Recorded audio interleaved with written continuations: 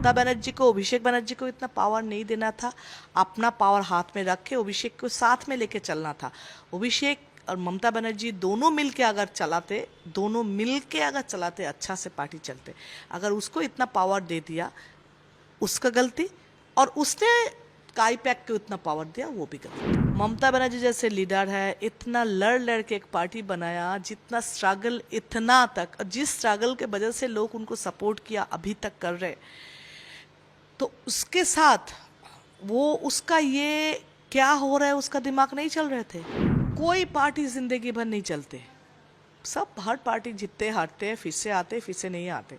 लेकिन इस पार्टी का जो हाल हुआ, ये मुझे लगता है इतिहास में किसी का हुआ नहीं। सही डिसीजन हर टाइम होता, हारने के लिए सब नहीं छोड़ रहे, गलत डिसीजन की वजह से छोड़ रहे। टीएमसी का जो अभी हाल हुआ, कांग्रेस के बिना, अगर कांग्रेस के साथ जुड़ेंगे फिर भी थोड़ा पोजीशन बढ़ेंगे, कांग्रेस के बिना अभी टीएमसी का कोई रास्ता है बोल के मुझे, मेरा समझ में नहीं आ रहा है। ऐसा क्या हो गया कि टीएमसी के 20 एमपीज एक साथ स्पीकर के पास गए ये बोलने के लिए कि अब एनडीए को सपोर्ट करेंगे?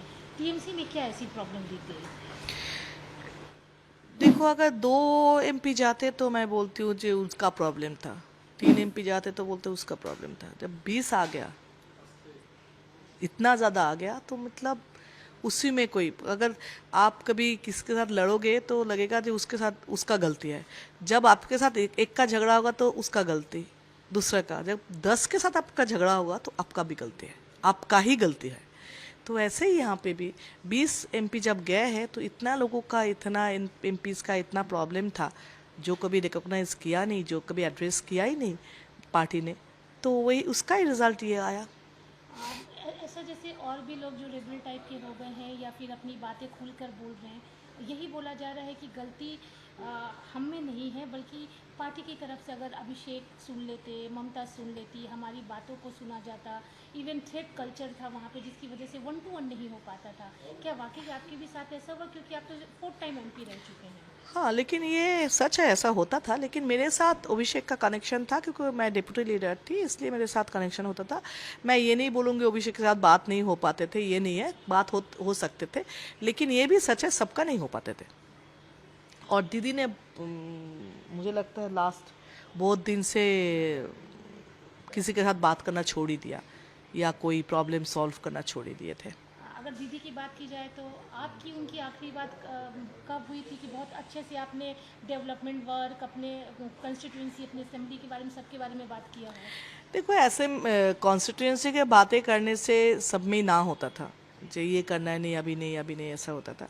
तो इसलिए इतना कुछ हुआ नहीं। इलेक्शन से पहले मुझे मेरा वहाँ पे मेडिकल कॉलेज करना था, मैंने दीदी को बोला था ये मेडिकल कॉलेज कर दीजिए, तो बोले थे इलेक्शन के बाद करेंगे, इतना ही हुआ था। वो जिस दिन दिल्ली में गए थे दीदी, वो सब SIR को लेके, उस दिन मुझसे लास्ट बात हुआ, उसके बाद नहीं हुआ था। मैंने मेरा इलेक्शन से पहले मेरा कॉन्स्टिट्यूंसी का जब कैंडिडेट डिक्लेयर हो रहे थे, मैंने दीदी से बात करने के लिए कोशिश की थी।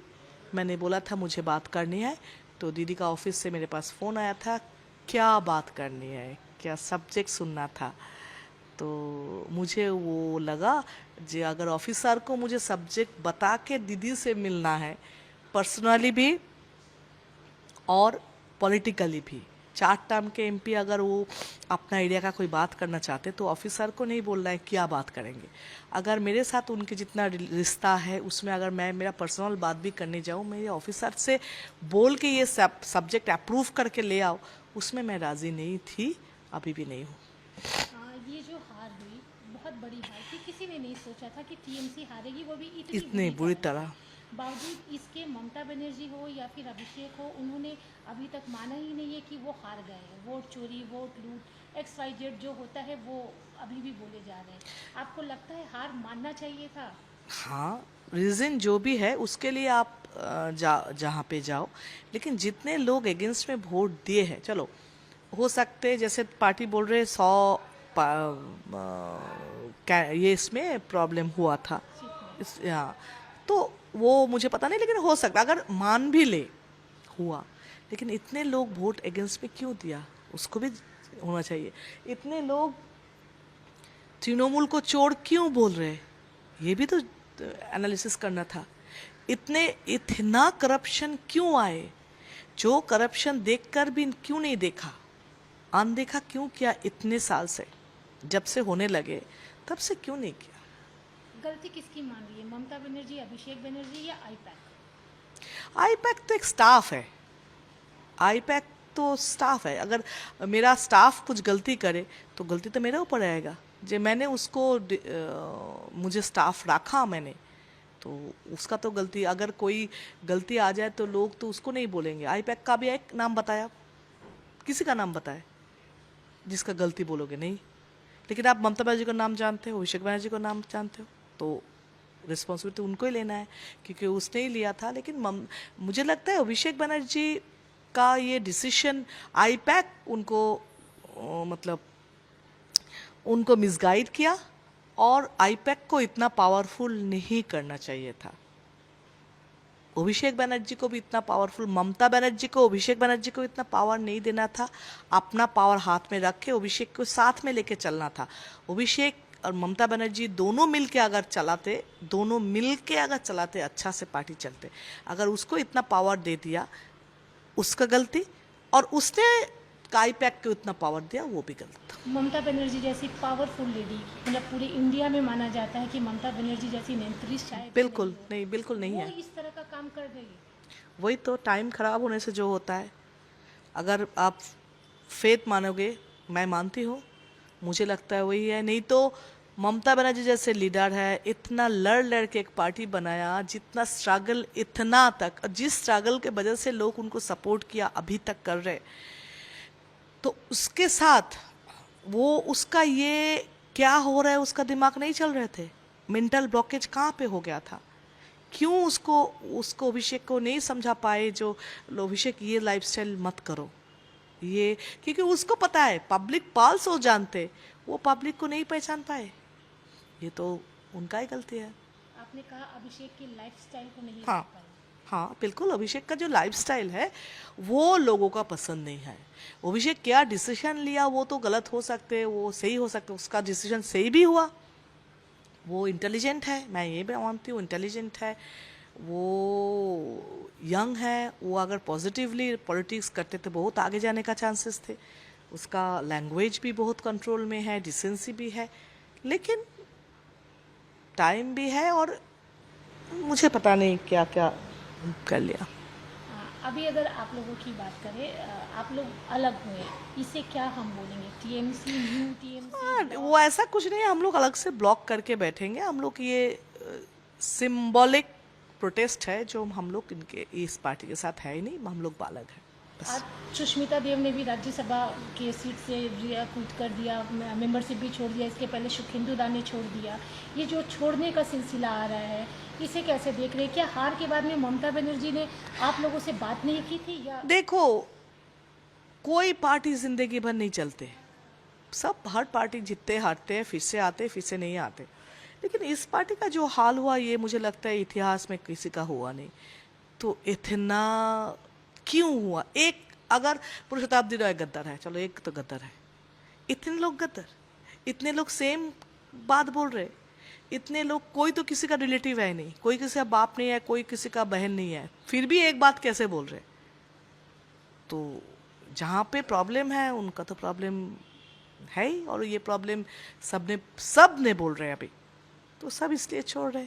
अगर पार्टी का कोई सही डिसीजन हर टाइम होता, हारने के लिए सब नहीं छोड़ रहे, गलत डिसीजन की वजह से छोड़ रहे।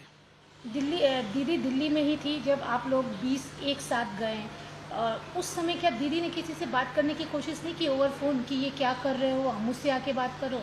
मेरे साथ तो नहीं, मुझे इनडायरेक्टली दूसरे उसको देके फ़ोन किया था। लेकिन अगर दीदी खुद करती, शायद मैं इमोशनली जो दीदी के साथ अटैच हूँ, बाद में भी रहूँगी, वो दीदी के साथ रह सकती थी।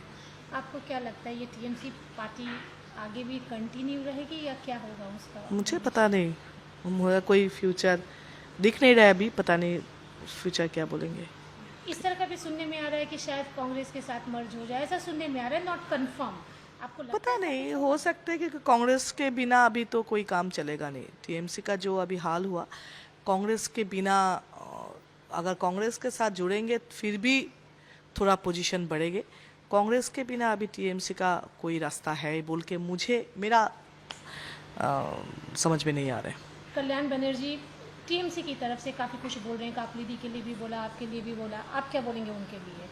बहुत महान है कल्याण बनर्जी, बहुत बड़ा पॉलिटिशियन, बहुत बड़ा लॉयर, बहुत अच्छा इंसान है, बहुत ही मतलब डिसेंट इंसान है। तो उसका बातों से सबको पता चलता है, इसलिए उसका बातों का रिप्लाई देने का मेरे जैसा छोटा इंसान उनका बातों में कोई रिप्लाई नहीं दे सकती। अच्छा सरकैज़म है ये। दीदी को या फिर अभिषेक को क्या मैसेज देना चाहेंगे इस वक्त जब आप लोगों का एक अलग ब्लॉक बन चुका है? दीदी का अच्छा चाहती हूँ। दीदी के साथ मेरा लगाव थे है, अभी भी बाद में भी वो फीलिंग मेरे लिए है। मैं अभी भी खुद को बिलीव नहीं कर पा रही हूँ मैं दीदी को छोड़ रही हूँ या दीदी के साथ नहीं हूँ, ये मैं खुद अभी तक बिलीव नहीं कर पा रही हूँ। अभी भी मुझे सीएम बोलने का 1 मिनट रुकना पड़ता है। अच्छा सीएम मतलब दीदी क्या, ऐसा तो